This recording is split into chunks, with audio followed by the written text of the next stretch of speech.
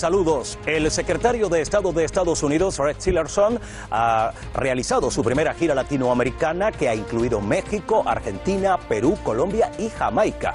La visita se ha producido en un momento muy particular para la región. Es evidente el avance de las relaciones comerciales con China, mientras el tema migratorio y el narcotráfico hacia Estados Unidos vuelven a estar sobre la mesa. El periplo de Tillerson estuvo marcado asimismo por la manifiesta intención de Washington de seguir adelante con su política de cerco al gobierno de Venezuela. Esto es Foro Abierto, Estados Unidos, América Latina y el Caribe. ¿Hasta dónde corren nuevos aires?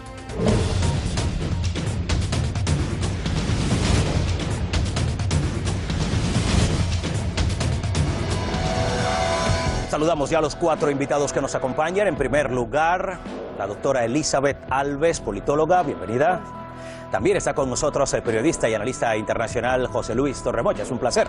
El placer es mío, bien hallado. De este lado nos acompañan Roniel Aledo, exanalista de la Agencia Central de Inteligencia de Estados Unidos. Es un gusto. Hola. Y también está con nosotros Paul Victoria, director de educacioneconómica.com.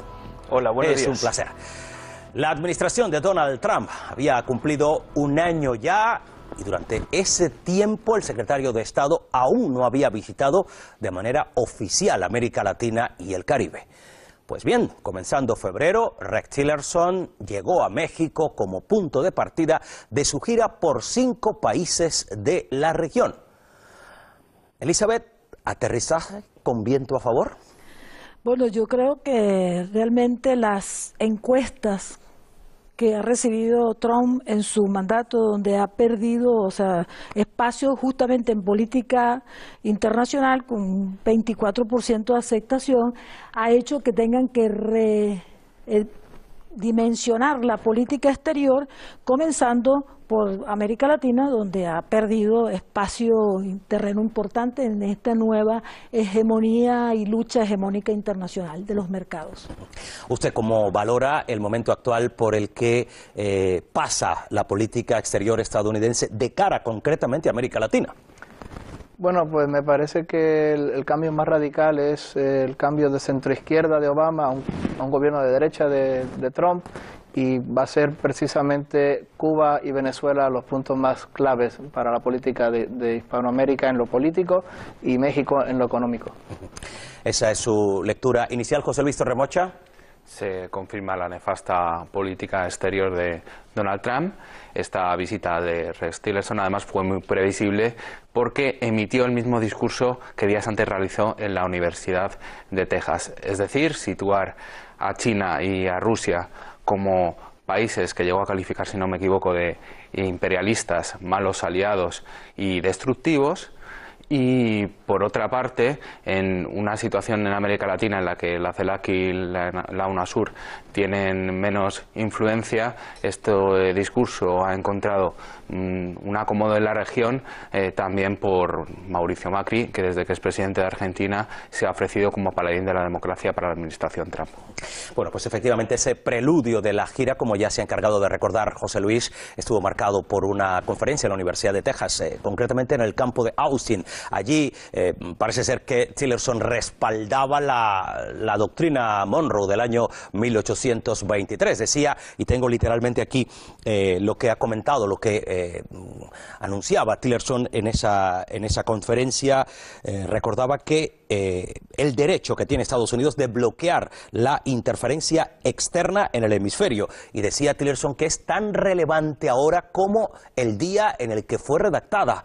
Entonces ya hablamos de año 1823, James Monroe, precisamente esta doctrina que parece, según el secretario de Estado, estaría tan vigente como entonces. Bueno, es que es natural que una potencia hegemónica como Estados Unidos esté muy preocupada por el empoderamiento de China y su gran crecimiento, y por tanto creo que se centró lo más importante, incluso más que Venezuela, en esta gira, era la preocupación de Estados Unidos por tener a Latinoamérica más, o Hispanoamérica, que me gusta más decirlo, más en el eje de Estados Unidos que en el de China, porque ve el peligro y ve que se está girando hacia la China, y eso no lo puede permitir como potencia que es. No lo puede permitir, pero curiosamente durante todos estos meses Estados Unidos, desde el punto de vista económico, según algunos expertos, estaría en cierta medida de espaldas a América Latina y el Caribe. En estos meses no, quizás en muchos años más, incluyendo administración Obama. Quizás ahora lo que hace la administración Trump es girar y decir, no lo hemos hecho bien en los últimos años e incluso meses, y vamos a girar eso para que Latinoamérica o Hispanoamérica nos vea más aliados a Estados Unidos que a China, porque si no, esto se nos sale de control y es un peligro para Occidente ese... Aunque hablemos de temas económicos, sí, porque sí. Con China no se habla de otra cosa. Sí, pero que en el fondo lo que se está planteando es el dominio imperial, porque incluso ya lo han tomado en su discurso como algo natural. No se requieren más imperios en América. América para los americanos, como lo está diciendo Donald Trump, pero América primero. Ese lema no es la demostración del nuevo despotismo contra América Latina. O sea que estamos hablando no solo de la doctrina Monroe, sino la doctrina Truman renovada ahora después de la Guerra Fría. Entonces significa que para nosotros lo que estamos viendo es el reposesionamiento que quiere hacer Estados Unidos en esa idea de que ellos, que América Latina somos su patio trasero y por lo tanto tiene que resituarse en esos nuevos escenarios donde la diplomacia tiene que cambiar y se tiene que utilizar otro tipo de diplomacia para resolver los conflictos internos. Quizás no es un nuevo tipo de nepotismo, quizás es el mismo de siempre, simplemente que ahora hay uno externo que es China, que está haciendo el nuevo imperio, el nuevo poder, tanto en Oriente como ya desplazándose a África e Hispanoamérica, ejerciendo la misma estrategia, y lo que hace Estados Unidos es precisamente que no se vaya el poder hacia allá. Es decir, lo que está diciendo es que ese imperio es mucho peor que por así decirlo, y entonces es mejor para Latinoamérica estar del lado de Estados Unidos que de China, porque les irá peor. Pero fíjense una cosa, y nos gustaría ampliar el debate en este caso a Roniel y a José Luis, que durante estos años, usted decía que más que meses, y efectivamente desde la propia llegada del actual presidente chino al poder, desde el año 2003, se ha venido incrementando esa mirada económica, sobre todo, subrayan desde Pekín, a América Latina. Sin embargo, la lectura que hacen, da la impresión desde Estados Unidos, es que no es solo la amenaza económica lo que les animaría a revisitar América Latina. Roniel. Bueno, con China la situación es puramente económica, lo ve como un rival económico a Estados Unidos, y Trump... ¿Y por qué preocupa entonces tanto si Estados Unidos lleva adelante una política proteccionista? Bueno, esto no tiene que ver directamente con Hispanoamérica, esto es ya la economía interna de Estados Unidos. La política de Trump es un punto medio entre lo que se llama la economía global y el proteccionismo. Él quiere hacer tratados bilaterales con China, pero quiere renegociarlos de manera que las grandes empresas dejen de abrir fábricas en China y empiecen a abrir fábricas en Estados Unidos, porque el punto duro de los votantes de Trump son los obreros, son los obreros, lo que nosotros decimos de blue collar workers, y él les prometió trabajo, pero ese es otro tema aparte. Pero me parece a mí que en el cuento a Hispanoamérica, el tema principal es economía. Él quiere que los mejores deals, los mejores tratos con Hispanoamérica no se los lleve China, se los lleve Estados Unidos, lo cual me parece a mí algo natural. No, vamos a escuchar a José Luis. Sería obvio que cada país, evidentemente, barriera para casa, ¿no? Pero los Estados Unidos no han entendido que ya no son el hegemón de la región, que vamos hacia un mundo multipolar y en el que está jugando muy fuerte, sobre todo China en la región. China es el principal socio de la mayoría de los países que ha visitado en esta visita Rex Tillerson. Y no olvidemos a Rusia. Rusia también tiene importantes intereses en el Perú, en el tema de armamento. Y bueno, es el mundo multipolar que tienen que entender los Estados Unidos y tienen que tratar de recuperar a su manera la hegemonía. Creo que recuperar la doctrina Monroe, actualizarla al siglo XXI, no es la manera más hábil para que los Estados Unidos recuperen presencia en la región. Entiendo que Obama fue muchísimo más inteligente en sus maniobras diplomáticas. Bueno, pues vamos a avanzar, y para que los telespectadores tengan un resumen un poco más exacto de cómo estuvieron las cosas, por lo menos en materia de agenda, nos acercamos hasta el set donde está ahora mismo Daniel Crisóstomo. Luis Tancho, ¿cómo se estructuró, Daniel, esa gira, la primera gira por territorio de América Latina y el Caribe del jefe de la diplomacia estadounidense? Gracias, Joaquín. Una visita que a priori estaba marcada por la incertidumbre y que supuso el segundo acercamiento de la administración de Donald Trump tras la visita del vicepresidente Mike Pence en agosto pasado. Fueron en total 5 destinos en los que Tillerson ha dejado entrever las prioridades de Estados Unidos en la región y cuáles son los temas que actualmente más le preocupan. Hagamos un breve repaso por lo que ha dado de sí esta reciente gira. El primer destino fue México. Allí Tillerson se entrevistó con el presidente Enrique Peña Nieto y aprovechó para alertar sobre una posible injerencia rusa en las elecciones que tendrán lugar el próximo julio. También se reunió con los ministros de Exteriores de Canadá y, por supuesto, de México para hablar sobre el tratado NAFTA o TLCAN y la importancia de su renegociación. Recordemos que actualmente cursa la 5ª ronda de la renegociación de ese acuerdo comercial. De allí, de México, se trasladó a Buenos Aires, a la capital argentina. Eso fue el día 4 de febrero, donde fue recibido por el presidente Mauricio Macri. El alto cargo estadounidense resaltó la necesidad de estrechar los lazos de cooperación y al mismo tiempo que elogió las medidas económicas emprendidas por el actual jefe de Estado desde su arribo a la Casa Rosada. Hablamos concretamente de finales del año 2015.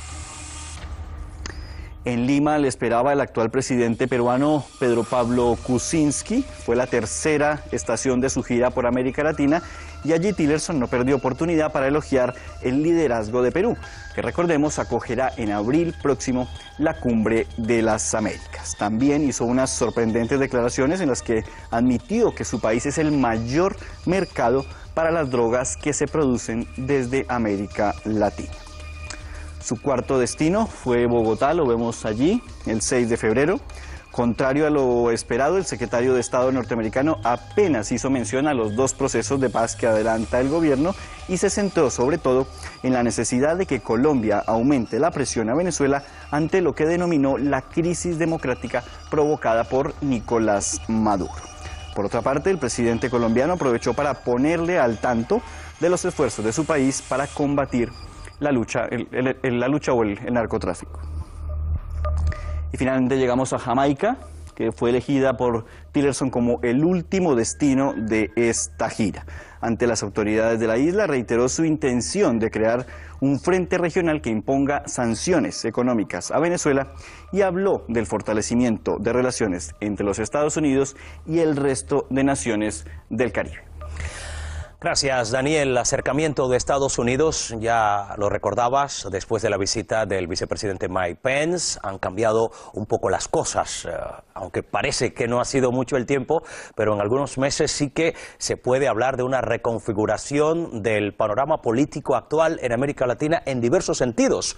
Curiosamente, en 2 de las naciones visitadas por Rex Tillerson, habrá elecciones en 2018, elecciones presidenciales, concretamente México y Colombia, y en las 2 los candidatos del centro izquierda, según las valoraciones de los encuestados, estarían encabezando la intención de voto. Paul.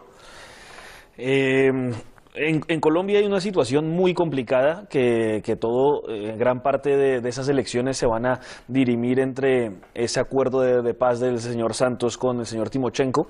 Y que esté esto girado hacia la centro izquierda creo que es bastante cuestionable. O sea, creo que la cosa está muy dividida, muy 50-50 y ahora lo veremos en las elecciones de marzo en Congreso y después en mayo de presidente, pero todo se está jugando en esas elecciones, que es la continuidad de los acuerdos de paz o el rompimiento de esos acuerdos si gana el bando que votó no a esos acuerdos, ¿no? Y en eso, pues Estados Unidos está muy pendiente de lo que pase, pero lo que más le preocupa es... Pero decía Daniel que curiosamente, siendo ese un tema definitorio en el futuro de la gobernabilidad de Colombia, hay escasa o nula mención a uno y a otro proceso de paz por parte del canciller estadounidense. Se ha mantenido muy neutral.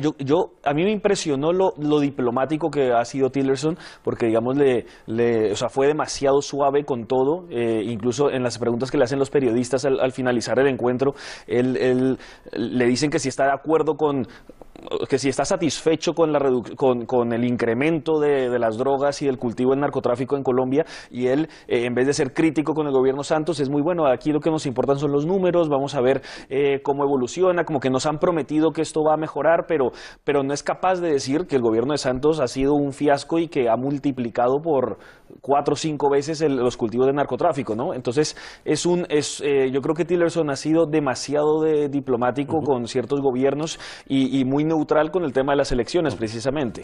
Vamos a seguir de manera global esta lectura a la presencia de Tillerson ahora mismo en países de América Latina. Nos enfocábamos en 2 porque tienen una peculiaridad, elecciones, pero hay más asuntos que gravitan sobre toda la región. José Luis. Sí, en el caso de Colombia, Tillerson tiene que ser especialmente diplomático porque precisamente están en campaña electoral, están implementando un acuerdo de paz con las FARC, están en conversaciones con el ELN, y la postura de Estados Unidos, si no quiere parecer injerencista, no puede ser crítica con el gobierno, además, que encabeza el presidente saliente Juan Manuel Santos, que dejó claro a Tillerson que no puede haber injerencia rusa en las próximas elecciones, cosa que no hizo Enrique Peña Nieto en la visita de Tillerson a México, que fue el dirigente de Morena, López Obrador, el que le dijo que era imposible que hubiera injerencia. Digamos que en estos 2 países el mensaje que quería establecer la administración estadounidense es cuidado con Rusia, que puede introducirse en el proceso electoral de ambos países, cosa que es absolutamente falsa. El foco en Rusia, vamos a avanzar porque, como decíamos, el primer punto de esa gira de Tillerson al sur del río Bravo fue su vecino más inmediato, el país del que se suele hablar tanto cuando se piensa en temas fronterizos, en temas migratorios. Allí, el secretario de Estado aprovechó su visita para abordar con sus homólogos de Canadá y México las negociaciones sobre el Tratado de Libre Comercio de América del Norte, NAFTA por sus siglas en inglés. Asimismo, el jefe de la diplomacia estadounidense examinó con las autoridades mexicanas todo lo concerniente a ese notorio aumento de los índices de violencia. We also discussed mutual areas of serious concern, in particular the most immediate threat to our hemisphere from transnational criminal organizations. We continue to employ a coordinated and multilateral approach to diminish the influence of these groups and rid our hemisphere of the violence and devastation they promote. ¿Cómo entender esa anunciada preocupación de Tillerson por la violencia? ¿En qué estaría ayudando precisamente Elizabeth, Estados Unidos, a frenarla? Bueno, yo pienso que la violencia no se puede analizar como un proceso así causa-efecto, ¿no? Hay una violencia represiva contra la población porque también hay una demanda de la población y se establece una dinámica que ha logrado Estados Unidos controlar con medidas muy violentas, porque para mí la violencia de mejorar las condiciones de vida es una violencia del sistema que de alguna manera tiene un desahogo en los movimientos sociales. En México, en Perú, en Argentina y en todo en los movimientos sociales, perdón, y migratorios además.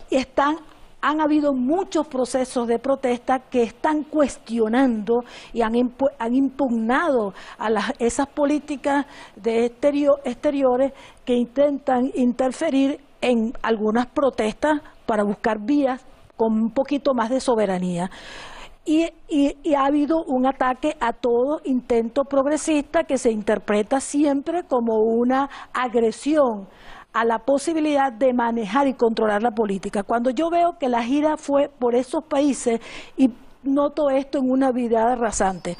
¿Por qué estos países? Porque cada uno de ellos representa un tratado de comercio regional, uno donde está Estados Unidos directamente, pero los demás que Mercosur, estamos hablando del pacto de andino y estamos hablando, o sea, de destruir esos pactos regionales, subregionales, y finalmente la visita de Jamaica no es casual porque hay que destruir todos los pactos del Petrocaribe, porque ya la unidad centroamericana y del Caribe prácticamente la tiene totalmente dominada Estados Unidos. Entonces la idea es buscar los tratados de libre comercio entre países, pero no tener ninguna amenaza de unidad regional, subregional en el mismo continente que pueda perjudicar porque la lucha contra el ALCA fue muy fuerte y salió perdiendo Estados Unidos y tiene que seguir avanzando con cada uno de estos países que han liderizado las posibilidades o son claves para diluir las unidades regionales. Entonces, de sus palabras se infiere que estaría Estados Unidos enmascarando la lucha contra la violencia, precisamente enmascarando esa lucha con un efecto que sirva para dinamitar la unidad regional. Claro, porque vamos a escuchar de este lado. Por ejemplo, yo vamos te a voy a decir un solo dato con el respecto de Colombia. ¿Dónde existen más bases militares supuestamente para controlar el narcotráfico? En Colombia. Y cómo Colombia sigue siendo el primer proveedor de cocaína a los Estados Unidos y México es el primero en heroína. ¿Cómo se explica que un control que se hace por la droga, por supuesto, cómo voy a criticar al gobierno que yo le he dado todo el apoyo para evitar la siembra y la reproducción de la droga y esos países con su ayuda vamos a ver cómo vincular la violencia interna, supuestamente como hacía el canciller estadounidense, el jefe de la diplomacia de Estados Unidos, que hablaba de frenar la violencia, hablaba de preocupación. ¿Eso está todo en la misma cesta? Sí, me las conozco bien a Colombia y a México. En Colombia estuve yo en Plan Colombia, en México estuve yo como director de la Oficina de México de Homeland Security por 2 años. La situación es esta, la droga antes venía de Colombia directamente a la Florida, Miami, en los 80, por allí. Le fue muy mal, porque el FBI, Guardia Costera, le detenía mucho la droga. Entonces lo que hicieron los colombianos fue contrataron a los pequeños cartelitos mexicanos para usar la frontera, el desierto, los 2.000 millas que hay de frontera. Y entonces crecieron enormemente los carteles mexicanos, Juárez, el cartel del Golfo, las Zetas, etcétera, etcétera, etcétera. ¿Qué pasa? Que tuvieron un poder extraordinario y se empiezan a matar entre sí por la frontera. No, que esta es nuestra frontera, por aquí que nosotros pasamos la droga. No, esta es la nuestra. Empezaron a matarse, la violencia, etcétera. La lucha entre las diferentes carteles, se matan por territorio. La situación de Colombia y de México es Plan Colombia en México, cientos y cientos de millones de Plan Colombia en Colombia. Plan Colombia en Colombia y el Plan Mérida en México, cientos de millones de dólares. El Comando Norte que está en Colorado Springs ayudando al ejército mexicano, a CEMAR, etcétera, para combatir la droga. Pero para precisar, hacía una valoración Elizabeth hace unos segundos de esa supuesta confusión exprofeso que con la intención de acabar con la violencia interna en esos países, a través del narcotráfico, pues de lo que se trata en realidad es de dinamitar la unidad entre sí de las naciones latinoamericanas. Bueno, esto es el realpolitik. Independientemente que esté el PAN o el PRI en el gobierno de México, ellos saben que ellos necesitan los fondos de Estados Unidos y les gustan esos fondos de Estados Unidos y quieren más Plan Mérida y quieren más ayuda del Comando Norte. Y de hecho la relación del ejército mexicano con el Comando Norte es muy buena, es buenísima. Yo estaba allí, se llevan muy bien, luchan contra un objetivo común. Ahora bien, lo que pasa es que simplemente esto de enfocar la violencia ayuda mucho a Tillerson y ayuda mucho a Trump, porque ahora mismo hay 25.000 miembros de la Guardia Fronteriza, el Border Patrol, y Trump quiere contratar a 10.000 más. Y esto ayuda, mira, hay mucha violencia, se están matando entre sí, se están decapitando, las cabezas en Ciudad Juárez, etcétera, etcétera. Esto nos ayuda a mí a convencer al pueblo americano y al Congreso a aumentar los Border Patrol de 25.000 que hay ahora aproximadamente a 35.000, que es lo que quiere. Y además los fondos de la famosa muralla entre la frontera que quiere Trump. El famoso muro. Hablamos muy breve. Sobre lo que decía la compañera Elizabeth, es que las bases norteamericanas allí, su función no es erradicar la cocaína, o sea, esa es, digamos, primero tiene varias funciones y una de ellas es apoyar a Colombia, pero no puede apoyarla si Colombia misma o su gobierno no ha querido hacerlo. Al contrario, ha fomentado mediante esos acuerdos nefastos de paz el aumento de la cocaína. Entonces, lo que pasa es que hubo 2 dramas. Uno, que en Estados Unidos llegó Obama y 2, que en Colombia llegó Santos. Entonces, en esos 2 nefastos presidentes, pues no se pudo continuar la batalla contra la cocaína que se estaba liberando antes y que se redujo en el gobierno de Uribe de 100.000 hectáreas a 40.000 hectáreas y ahora de 40.000 hectáreas, por el gobierno Santos ha aumentado a 180.000 hectáreas de cultivo de cocaína. Y eso sucede porque se hizo a propósito. En general así. De cultivos ilícitos. Ilícitos en general. No sí, concretamente. es verdad. Pero el tema es que la culpa no es de Estados Unidos, que no ha querido erradicarlo, sino que se puso un acuerdo, una negociación entre, como siempre digo, la mafia Santos y la mafia FARC, y entre los dos llegaron a un acuerdo para que continuara la situación, incluso se aumentara el poderío del narcotráfico, y por eso es que no se ha hecho. Entonces es una política deliberada de los gobernantes que no han dejado que suceda de esa manera. Bueno, el tema del narcotráfico evidentemente no podía estar ausente en las conversaciones. En Colombia fue otro de los asuntos analizados en esas conversaciones, insistimos, de Tillerson con mandatarios latinoamericanos. Se hablaba el caso de México, evidentemente en Bogotá también saltó el titular. Así se expresaba el secretario de Estado de Estados Unidos desde la capital colombiana. We did discuss our concerns about the surge in coca cultivation and cocaine production in Colombia. But the President also gave me a very good report of the steps that are being taken, the progress that's being made, and he just spoke too much of that, and we are quite encouraged by what we hear. And we will continue to work with Colombia to support these efforts where we can be of assistance as well. This is a shared challenge for both of our nations as well, to work together to undermine the transcriminal organizations that create the networks that are devastating for citizens in Colombia, and they're devastating to the American people as well. Por cierto, mientras se desarrollaba esta visita de la que hoy estamos conversando, el presidente Donald Trump, desde Virginia, desafiaba a los países que habían recibido la ayuda. No lo citaba de manera explícita, pero todos evidentemente pensaban en México, pensaban en Perú, pensaban en Colombia, como no podía ser de otra manera. Se refería Trump a ese combate del narcotráfico en Estados Unidos y dijo el presidente estadounidense que aceptan los dólares de los contribuyentes de Estados Unidos mientras se benefician del tráfico de drogas. ¿Quiénes realmente se están llevando la peor parte de todo esto, José Luis? Bueno, pues los que sufren el problema de la droga, desde los problemas de violencia que genera hasta el potencial consumidor aquí y allí. Desde luego, Trump debería hacer un curso de diplomacia, pero sigue en su línea de insultar a países soberanos, de calificar como países de mierda a Haití o a El Salvador, o de burlarse del sufrimiento de los puertorriqueños después del huracán María, cuando pidieron más ayuda a los Estados Unidos. En definitiva, es un despropósito hacer estas afirmaciones de esta manera. Escuchándole daría la sensación, escuchando las reflexiones o recordando las reflexiones de Trump, daría la sensación de que en esos países, entiéndase Colombia, entiéndase México, según corresponda, no habría consecuencias directas del tema del narcotráfico. Parece ser que no es del todo así, Roniel. No entiendo la pregunta. Que, escuchando cómo se dirige el presidente Trump a sus conciudadanos, da la impresión de que los que realmente están sufriendo las consecuencias del narcotráfico son los distintos ámbitos de la sociedad estadounidense, que no en América Latina. Bueno, pues las FARC se financiaban con el narcotráfico, eran narcoterroristas, y obviamente pues una guerra de decenas de años en la que murieron cientos y miles de personas, soldados, policías, personas inocentes en el crossfire.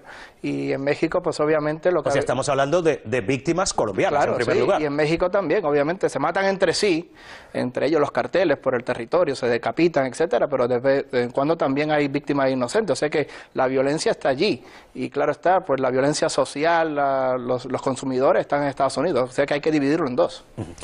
Yo creo que muchas veces no se entiende el tema de Donald Trump. Le digo al compañero Torremocha que siempre hay como esa crítica, es que él no sabe hacer diplomacia, es que él no sabe.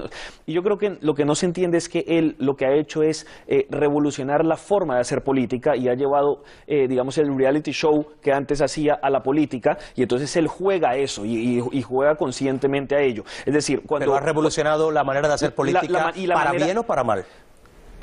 Estamos por verlo si para bien o para mal, pero es que él juega lo siguiente. Por ejemplo, en Corea del Norte, ¿qué pasó? Cuando Tillerson estaba negociando con Corea del Norte, él envía un tuit diciendo señor Tillerson, no lo intente, que esa gente no entiende nada, pero lo que está jugando es a poli bueno, poli malo, para que los norcoreanos estén viendo, no, Tillerson sí se puede dialogar, Trump no, y entonces aquí está haciendo lo mismo con estos países. Lo que saca es Donald Trump diciendo, no, hay que desertificar a esos países, o hay que penalizarlos, o hay que quitarles las ayudas, para amenazarlos. Y luego Tillerson, mire el lenguaje tan correcto, tan moderado, tan equilibrado, tan suavecito que hace, es para ir jugando esos dos, para poder negociar lo que quiere Donald Trump mediante la amenaza y la amistad, para conseguir las cosas que quieren los países. Y hay que entender ese lenguaje, que es la política que él está llevando a cabo mediante comunicados extraños, pero para poder conseguir los objetivos que él tiene. Sí, yo lo entiendo perfectamente, pero eso no quiere decir que yo lo tolere y me parezca apropiado en la diplomacia faltar el respeto a ningún país del mundo. Evidentemente que Trump siempre ha jugado precisamente a transmitir la idea de que él no es del establishment de los Estados Unidos. Y de hecho, que el New York Times esté en contra de él, refuerza su imagen, y es a lo que juega, evidentemente, que quiere convertir la política en un reality. Eso estoy absolutamente de acuerdo, pero creo que es reprobable, más cuando tú quieres construir un hegemón no solo en América Latina, sino en el resto del mundo. Vamos a escuchar a Elizabeth, que hace rato no le tenemos. Que nosotros queremos reducir la política, hablar de la eficiencia o no de un presidente o de otro. Y yo estoy de acuerdo que no podemos ni siquiera ni decir que Trump lo está haciendo muy mal con respecto al otro, o que Santos lo hace peor que el anterior, como tampoco se puede decir que los presidentes latinoamericanos también lo están haciendo mejor o peor. El problema fundamental es analizar si los gobiernos realmente están tratando de resolver sus problemas internos, problemas generados que, como ustedes bien lo dicen, no son solo problemas de Estados Unidos, porque si Estados Unidos quiere intervenir y el país se lo deja, no es responsabilidad de Estados Unidos, porque Estados Unidos está en su legítimo derecho a tratar de favorecerse en lo máximo. El problema es cuando esa relación política, que no solamente, que tiene un fin económico, pero que no es una relación simple económica de ganarse unos mercados, sino de la forma como se pretende ganar los mercados, violentando la estabilidad política de los partidos, de los países. Entonces ahí sí estamos hablando de una diplomacia que está utilizando la guerra como último recurso, porque es el más costoso de todo, y utiliza otro tipo que han llamado, ya reconocido mundialmente, por los efectos preventivos. Pero ¿cuál es la inestabilidad política que está generando en qué país? En todos los países de Latinoamérica viene estudiando cuáles son las legislaciones para utilizar por la vía política el control de las economías, de los diferentes países. Y tú puedes tener... Pero deme un ejemplo de inestabilidad que haya provocado Estados Unidos recientemente en un país. Bueno, para no meterte las más viejas, que del 80 para atrás, vamos a poner las últimas. Por ejemplo, Estados Unidos ha estudiado claramente, porque se ha demostrado por informes que hay, de todo el aparato democrático de cada uno de los países, y utiliza estrategias tan malas como la de Honduras, en donde sacaron por la vía constitucional un presidente, pero lo hicieron tan mal que ahora ni en las últimas elecciones no saben cómo tapar los errores, porque realmente llamar democrático el proceso electoral anterior. El segundo, porque ahí le fue mal, fue el de Paraguay, donde ya conocían perfectamente la correlación de fuerza y utilizaron una salida de un presidente. Y el que hicieron mejor de todo, obviamente, fue el de Dilma Rousseff en el 2016, estamos hablando 2002, el golpe contra Chávez, 2007 contra Honduras, 2012 contra el presidente, y en Brasil 2016. Es el más perfeccionado. O sea, en Dilma Rousseff se cayó por la indiferencia de Estados Unidos. Porque resulta que los únicos corruptos en el mundo que interesan son los que le conviene a Estados Unidos declararlo. Es más, en los procesamientos preventivos que está haciendo Estados Unidos se ha demostrado en el 92% de los casos en Estados Unidos, el propio Departamento de Justicia dice que no habían pruebas para condenar.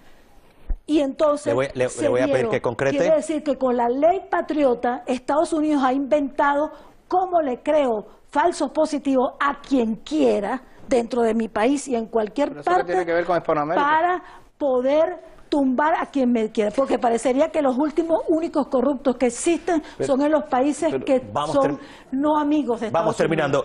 Pedía la palabra... Simplemente habría que demostrar que Estados Unidos fue el que hizo que cayera Dilma Rousseff en Brasil. O sea, creo que hay muchas fuerzas allí dentro de Brasil que les convenía quitarse a ella de encima, entre ellos al presidente que la sustituyó, que era el vicepresidente. O sea, hay muchas fuerzas. No es que Estados Unidos ponga y quite así como tan fácil, ¿no? No pone y quita tan fácil, es verdad, tú tienes razón. Necesita una alianza interna de sectores oligarcas que estén totalmente convencidos y de la burguesía nacional, criolla, como la quiera, ligada al capital transnacional para lograrlo. Vamos a escuchar a Raoniel, que pedía la palabra, y para centrarnos un poquito, lo más reciente de todos esos capítulos que ya citaba Elizabeth, elecciones presidenciales en Honduras, finales de 2017, noviembre concretamente.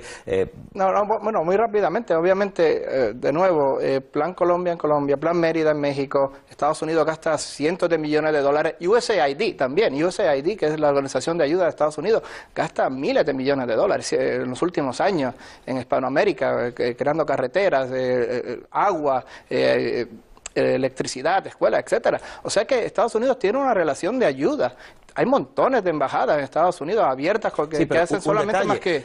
un detalle, esa misma organización, USAID, que sería por sus siglas en español, diciendo la utilización en inglés de la traducción literal, quisiéramos recordar que a lo largo de estos años se ha puesto sobre la mesa el hecho de que esa misma USAID ha desviado fondos a temas de desestabilización de gobiernos en países de América Latina. Bueno, esa no es la misión, esa es una alegación de los periodistas. No decimos que no es la misión, pero hay evidencias. Es ayudar. Y ahora mismo Estados Unidos tiene montones de embajadas en Estados Unidos que se dedican precisamente a ayudar a estos países militarmente, en inteligencia, en contra del crimen organizado y ayudar también al desarrollo de esos países. Obviamente Estados Unidos quiere tener una relación buena con Hispanoamérica, económica, eso es lo normal.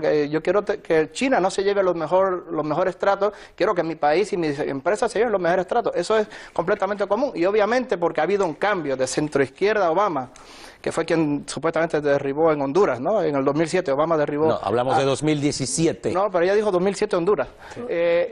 Fue Obama quien lo derribó, pues de centroizquierda Obama a un presidente de derecha, procristiano, como Trump. Obviamente él quiere ver a gente de derecha en Hispanoamérica, quiere ver los partidos de derecha, el Partido Conservador ganar en Colombia, quiere ver a la UDI ganar en Chile, quiere ver a Macri en Argentina, quiere ver a los partidos conservadores en Panamá. Le gustaría, me imagino yo, que ver al PAN gobernando en México. Es lo normal, un partido socialista de izquierda quiere ver que los socialistas ganen, un partido de derecha quiere ver que los de derecha ganen. Y obviamente él va a tratar de ayudar o impulsar esa política. ¿Inmiscuyéndose incluso en los asuntos internos? Bueno, no inmiscuyéndose, pero simplemente hay siempre una ayuda, siempre hay una especie de cooperación, de simpatía, que todos los países, Francia, Inglaterra, Rusia, Irán, les gusta ver a sus países que le ayuden. A la República Islámica de Irán le encanta ver a los chavistas en Venezuela, y todo lo que puedan hacer ellos para la República Islámica de Irán, para ayudar a los chavistas de izquierda en Venezuela, lo van a seguir haciendo. Cooperación, donaciones, discursos, política, el único desinteresado es Estados Unidos, porque todos los demás son interesados. Todos. Estados Unidos, Irán, Rusia, Francia, Alemania, todos los países del mundo, todas las grandes potencias quieren ver a países alineados con ellos gobernando. Vamos a seguir avanzando por otros de los temas abordados en esa gira latinoamericana, primera gira latinoamericana del secretario de Estado de Estados Unidos, Rex Tillerson, que estuvo también en Lima. Allí reiteró el apoyo de su país a la intención peruana de acceder a la Organización para la Cooperación y el Desarrollo Económicos. El jefe de la diplomacia estadounidense también resaltó la incorporación de Perú desde enero como miembro no permanente del Consejo de Seguridad de las Naciones Unidas. Justo en ese mismo marco, entonces Tillerson se refirió al apoyo peruano en un desafío muy concreto, el de Corea del Norte. We are committed and we appreciate the strong support that Peru has given the United States and the international community in pushing back on North Korea's nuclear weapons program. The recent sending home of diplomats from Peru is a very strong signal of Peru's position. José Luis, se dice que en política nada es casual. Absolutamente nada es casual. La visita a Perú corresponde a la celebración, sobre todo la mayoría de los motivos de la cumbre de las Américas, que se va a titular, si no me equivoco, Gobernanza para frenar la corrupción en estos momentos. Entonces, lo que han abordado, aparte de algunos acuerdos para aumentar la presencia militar estadounidense en zonas sensibles, en zonas fronterizas, gracias a la legislación peruana que así lo contempla y lo está relanzando. Aparte de todo eso es la visita de Nicolás Maduro a esta cumbre. Parece que los Estados Unidos intentan que no vaya a la cumbre de las Américas, y por otra parte abordaron que en el caso de que llegue Nicolás Maduro, cómo se va a abordar, siendo reiterativo, su visita frente a las protestas y actos de defensa y cómo puede afectar eso al país. De hecho, en esa visita se habló también del papel del Grupo de Lima, que encabeza ese país, y precisamente una de las habituales muestras de acercamiento al tema de Venezuela ha venido precisamente a través de ese grupo de países.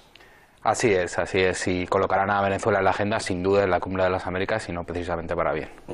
Mirada a los temas internacionales, decíamos, desafío de Corea del Norte, ese apoyo directo, como pocas naciones latinoamericanas, a la postura de Estados Unidos. Y creo que el gobierno colombiano se ha sumado también a ese apoyo, y creo que es parte de lo que ha hecho el gobierno colombiano precisamente para que Tillerson sea muy suavecito con ellos, es que le ha ofrecido eso a cambio, ¿no? Apoyarlo con el tema de Corea del Norte. Y Estados Unidos necesita esos apoyos porque desde luego bombardear Corea del Norte sería sumamente antipropagandístico, se les dañaría mucho la imagen de Estados Unidos en muchos sitios, y necesita ir recabando esos apoyos porque además creo que va a pasar. O sea, dado que Corea del Norte no quiere echar para atrás su plan nuclear, Estados Unidos no va a tener otro remedio que atacar antes de que Corea del Norte tenga posibilidad de atacar a Estados Unidos. Y ahí entro otra vez con lo que dice la compañera Elizabeth, que yo no estoy hablando ni bien de Estados Unidos ni mal de Estados Unidos. Lo que hago es analizar una realidad política, es que así funciona la realpolitik. La política real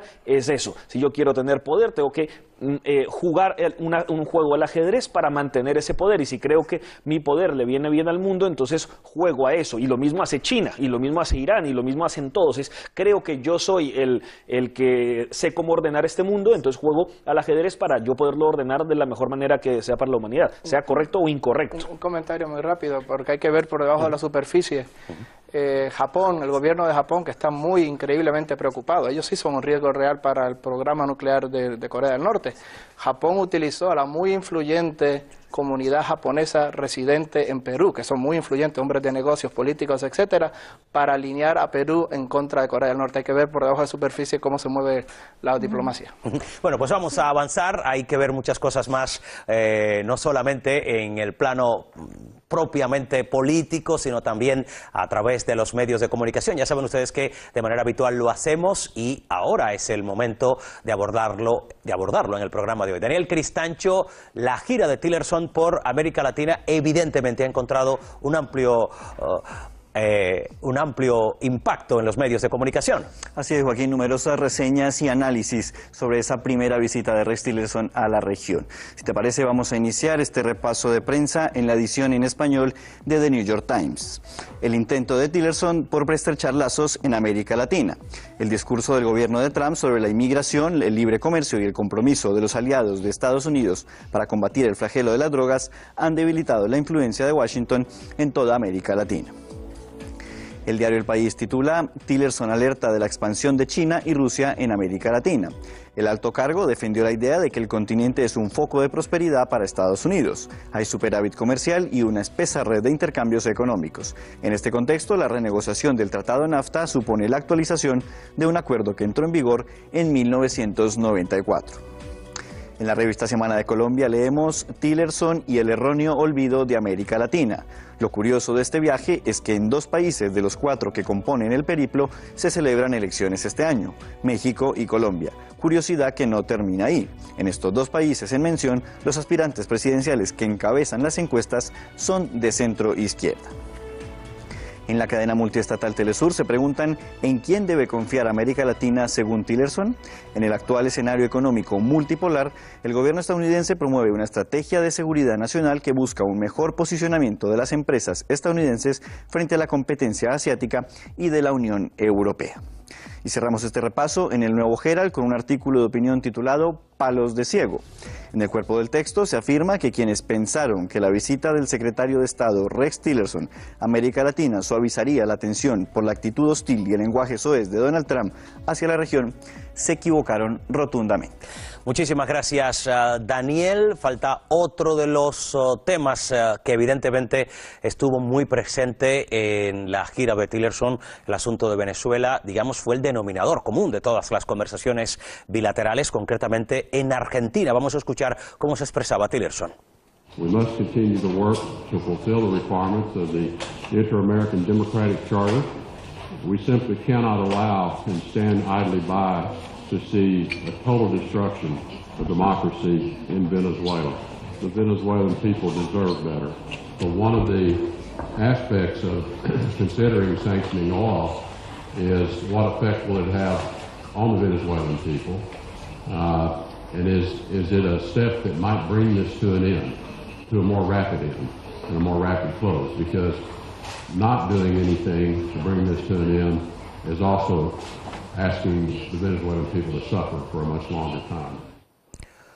¿Qué estaría contemplando la administración estadounidense con eso de hacer algo más de las sanciones vigentes hasta ahora, Paul? Pues obviamente nunca se puede descartar la intervención militar en Venezuela, pero desde luego no sería el último recurso porque no puede, digamos, generaría muy mala imagen ante buena parte del mundo.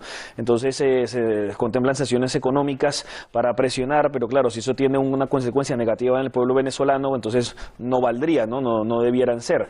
Entonces está en una situación complicada de quizás puede que apoyar un golpe militar dentro, y por eso lo anuncia como no van a aguantar por siempre el gobierno de Maduro, y puede que alguien se rebote y que puede que de un golpe de Estado favorecer militar. la oposición interna. Bueno, o por lo menos la libertad de elecciones, o sea, por lo menos la democracia, que es lo que siempre Estados Unidos ha estado favoreciendo, ¿no? De hecho, lo ha mencionado que durante toda esta gira en América Latina, sus objetivos uno de ellos era la democracia, otro la seguridad y otro el comercio y el crecimiento económico. José Luis, Torremocha, agresiones como continuidad a las sanciones, que siempre habíamos escuchado referirse a sanciones directamente dirigidas al gobierno de Venezuela, pero escuchando estos puntos de vista y al propio Tillerson da la impresión de que existe la certeza de que esas sanciones afectan directamente a los ciudadanos. Sí, esas sanciones, cualquier sanción impuesta por los Estados Unidos a otro país le afecta gravemente. No hay más que ver el caso de Cuba, ¿no? Como ejemplo más claro, ¿no? Pero volviendo al tema de Venezuela, él regresó al discurso que tuvo en la Universidad de Texas, ¿no? De decir que podría haber un pronunciamiento militar y que esas cosas a veces pasan y hay que entenderlas. Eso es la postura de la doctrina Monroe que tanto daño ha hecho a América Latina cuando Estados Unidos ha apoyado golpes de Estado, dictaduras, con tal de sacar un gobierno que no es de sus intereses. Digamos que no creo que pueda haber una intervención militar de los Estados Unidos en Venezuela directa, pero sí pueden participar y tolerar un pronunciamiento militar en Venezuela que yo creo que no se va a producir. ¿Sería ese el caso, o contaría en ese caso con el apoyo de Argentina? Decía usted que desde la llegada de Macri a la presidencia ha habido un discurso muy directo en contra del presidente Nicolás Maduro por parte de Mauricio Macri. No tengo duda, porque se ha referido a Argentina como paladín de la democracia en América Latina, y a lo largo de esta visita el país que ha señalado Tillerson como país más democrático, más próximo a Venezuela, es Argentina. Ya conocemos la postura de Argentina en el Mercosur. Indudablemente, mientras esté Macri, va a ser muy hostil al gobierno de Nicolás Maduro. Roniel Lalego. Yo no creo que vaya a haber una invasión militar, me parece muy extremo, no porque no sea posible ni factible, sino porque eso ya sería jugar a la propaganda, caer en las manos de la propaganda, nos invaden los yanquis, bla, bla, bla, bla, toda la propaganda típica de izquierda. Lo que sí va a haber sanciones económicas, esas las va a haber, supongo yo, ayuda a la oposición, estoy hablando de fuentes abiertas completamente, va a haber, supongo yo, otra vez, hablando de fuentes abiertas, presión a los generales, o te hacemos cargos por narcotráfico o ayuda de alguna manera. El gran problema con Venezuela es que Venezuela está hasta el cuello de la inteligencia cubana, que son los mejores del mundo, no es ni el FSB, ni la CIA, ni nadie. Los mejores del mundo es el Servicio de Inteligencia Cubana, y están metidos hasta la médula, hasta el cuello, en blindando el poder de Maduro. Ese es el gran problema. Pero yo creo que va a seguir habiendo presiones políticas y económicas de Estados Unidos contra Venezuela. Elizabeth, tal vez. Bueno, yo creo que en el discurso que hemos tenido hoy se ha centrado en señalar si el gobierno de Obama era más o menos de centro izquierda, etcétera. Pero en todo caso, en la política exterior, el gobierno de Obama se caracterizó por ser uno de los más guerreristas de la historia norteamericana. Por lo tanto, en política exterior no hay mucha diferencia en lo concreto, no en el discurso, porque uno sea bocón y el otro sea un letrado muy formado. No ha habido diferencia con respecto a América Latina, sino simplemente un estilo de diplomacia. Pero las acciones concretas, injerencistas, no ha cambiado, sino que ha perfeccionado la forma de tener una injerencia. Por lo tanto, para mí, el problema fundamental es de orden político.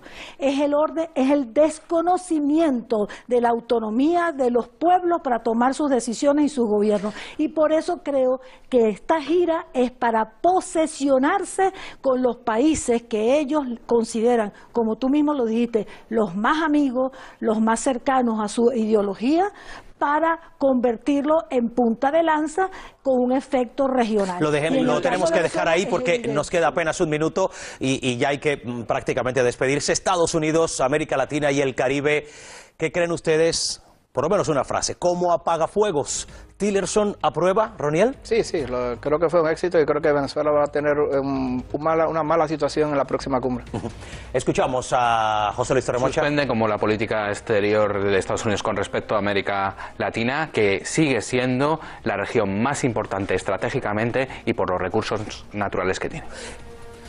Yo creo que es un éxito el viaje de Tillerson porque afianza esa idea de que Estados Unidos puede ser amigo y sobre todo los alerta de no se dejen por tratados comerciales de corto plazo hacer esos acuerdos con China, no caigan en sus manos, que en el largo plazo es mejor estar con Estados Unidos que con China. ¿Aprueba Tillerson? No, por supuesto, porque ha reafirmado su política injerencista en todo nivel y que desprecia al pueblo latinoamericano. Lo dejamos ahí. Gracias a los cuatro por su participación. De este lado, Elizabeth Alves y José Luis Torremocha. Por esta parte, Roniel Aledo y Paul Victoria. Evidentemente, los asuntos que aquí abordamos dan para mucho más, pero el tiempo es el que es. Así tenemos que terminar. Gracias a nombre de todos los compañeros que hacemos este y cada uno de los programas. Recuerden que les esperamos a todos pegados a la actualidad, de lunes a viernes. Siempre aquí, en Foro Abierto, donde todos tienen la palabra.